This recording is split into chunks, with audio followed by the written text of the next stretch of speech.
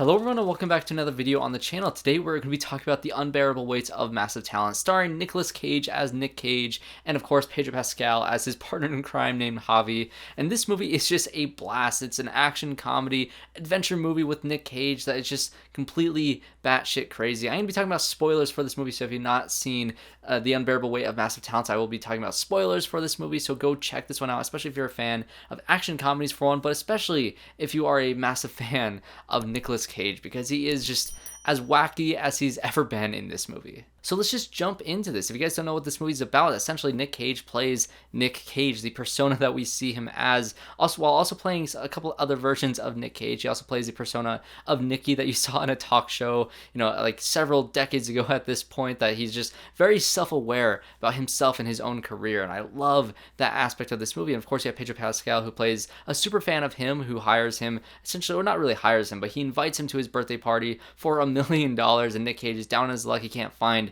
a juicy movie role that he loves. And one thing that I was kind of curious about in this movie as I was watching was Nick Cage, he's trying to get this really massive role, and even Nick Cage is turned down for this role for this movie. And how heartbreaking must it be for like a big actor? You don't think about that. Like, how many big actors went for the role of like the latest Marvel movie or whatever it may be, like for Moon Knight, Oscar Isaac? How many other people were going for that role, and how heartbreaking would it be for them, even though they're established actors, to not get that role? It's kind of interesting to think about. But you have this down on his luck Nick Cage going overseas to essentially visit JAVI and be there for his birthday party before he's intercepted by the CIA, who tell him that JAVI is, a part of this crime ring, weapons, like arms dealer sort of thing, this crazy criminal ring who has kidnapped this the daughter of some political leader inside of this country. And so you have him now having to spy on his friend that he's sort of like creating a bond with throughout this movie, because it is a buddy comedy with Nick Cage and Pedro Pascal, and that is my favorite part of this movie. I love their relationship, their dynamics with each other, and just that sort of bond that they form throughout this movie. It's very funny, it's very endearing, and I love Pedro Pascal in this movie so much. He's such a lovable actor in general. Obviously he had The Mandalorian, but of course, even in movies that I don't really like Kingsman: The Golden Circle, he's one of my favorite parts of that movie. And I really walk out of this movie knowing that yes, it is a love letter to Nicolas Cage, but honestly, I think I loved Pedro Pascal's performance, just as much, if not even more. He was so endearing and likable in this movie, and of course him being a super fan of Nick Cage, he's kind of relatable. He even has this like lair that is filled with all this Nick Cage like memorabilia and like different props from his movies, and of course all the movie references in the world to Nicolas Cage movies, like National Treasure, The Rock, Con Air, whatever it may be. A lot of stuff from his 90s work, but also a lot of stuff from like his more recent work. They mentioned Mandy in this movie, which I thought was a very nice touch, and they also mentioned one thing at the end of this movie which I wasn't expecting them to reference. But have you guys seen The Wicker Man, the remake of The Wicker Man that Nicolas Cage was in, that is just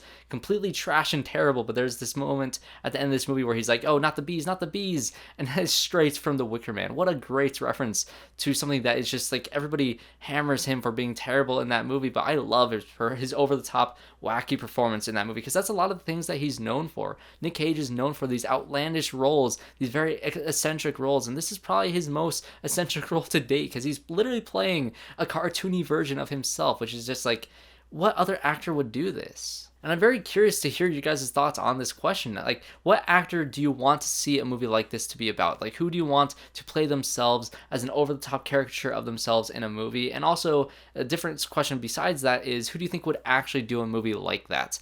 I don't really know who I'd pick for that first question, but an actor who I think would want to do a movie like this, that I would not be interested in seeing, but I can see them doing it, is Jared Leto. I think he would do that. Another joke and movie reference that I loved in this movie was, of course, the Paddington 2 joke. I got this poster from, working at the movie theater, and I've never seen Paddington 2, but this movie makes me really want to watch, obviously it makes me want to watch a lot of Nicolas Cage movies that I haven't seen before, but it makes me really want to watch Paddington 2. That is one of my favorites running jokes in this movie, which is so funny every single time that they brought up this movie. I also love the tension and dynamics in this movie being like a spy action thriller, because obviously you have Nick Cage knowing some things about JAVI, knowing that he has to spy on his friend that he's starting to create this bond with, and you have this tension of like, does he feel guilty for doing this to somebody that he doesn't believe would be this head of this crime organization? Like, there's all this tension-filled scenes where, Nick Cage is trying to be sneaky and spy on this character while, Javi is saying certain things that are concerning to Nick Cage, and you just don't know if he knows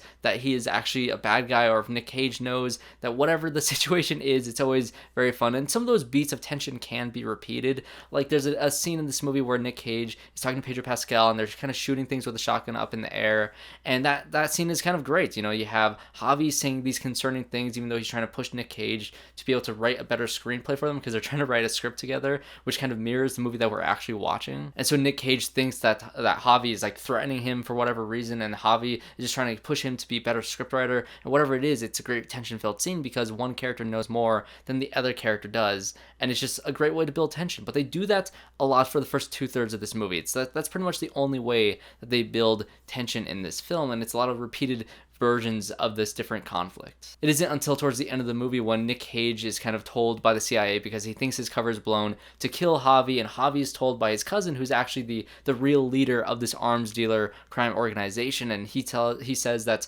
Nick Cage is spying on them for the CIA, so they need Javi to kill Nick Cage. And so these two characters have formed this great bond to each other.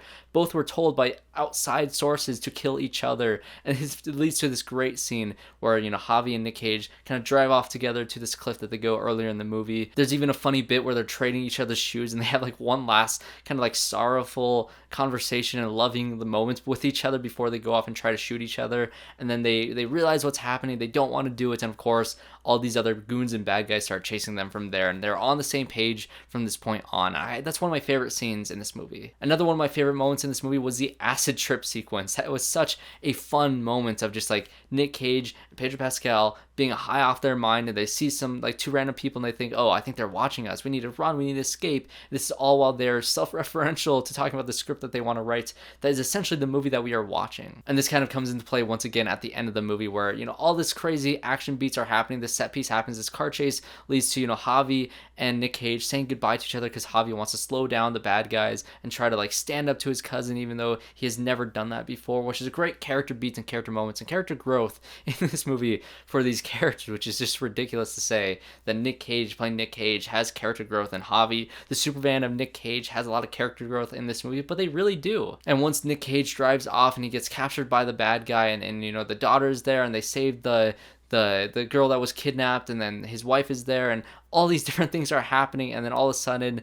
I think the daughter throws the knife over to Nick Cage, and he stabs the bad guy, and then it cuts to a bunch of actors playing the family that we see, and it's Nick Cage still playing himself, but it's all these different actors instead of the wife. It's a different actress instead of the daughter. It's a different actress, and they even make jokes of why certain actors were casted as the wife, which I thought was pretty funny. But then you get to see them all in a movie theater watching it together, and that is the movie that's Javi's character would eventually write along with Nick Cage, and they became successful, and they moved on with their lives. Javi survived, confronting his cousin, even though we saw him get shot and we thought he would possibly be dead, but of course he's still alive, and they made this movie together, and it's just such a great way to wrap up this movie. It's even more self-referential because we've essentially been watching the movie that they wrote while bonding with each other in this very same movie. And one more thing before I forget, I actually really like Tiffany Haddish and Ike Barinholtz as these two CIA agents in this movie. For a second, I thought they were going to run the risk of being annoying in this movie because of the absurd situation that they're dealing with, and of course, I'm not always the biggest fan of Tiffany Haddish, but she worked really well. She's more subtle and kind of nuanced with her comedy in this movie than she usually is, and she has those moments where she bursts out and does the version of her comedy that we always know and love her to have. But I really like this duo of cops. Even these little side characters that we don't really focus on too much were very endearing, and when they died later on in this movie was kind of heartbreaking. And so overall, this was a very fun ride to watch. It wasn't always like a joke of minutes. I think the first act felt a little bit scattered in the editing, but once it got on its right footing, once Javi was introduced, I think it really found its stride, even though it did have some repeated beats of tension. But really, besides that, it's a very fun movie that is a love letter to Nick Cage with some really great performance and a really great buddy comedy dynamic that I just really really loved. And of course, it's an original movie, and we talked about, not a lot of people going out to see original movies anymore. Go out to see The Unbearable Weight of Massive Talent. Go out to see The Northman, which I also have a review out for that. Of course, Everything Everywhere All at Once is still in theaters. X is still in theaters. There's so many original movies to watch in the cinema right now. Go check these movies out. I was a big fan of this movie, as I am a big fan of Nicolas Cage, and I think you guys will really dig this movie as I did. But that'll be it. That'll be my review for The Unbearable Weight of Massive Talent. Have you guys seen it? Comment down below what your thoughts are, along with who you would want to see a movie like this from other actors. Thanks everybody for watching this video, and hope to see you all in my next one.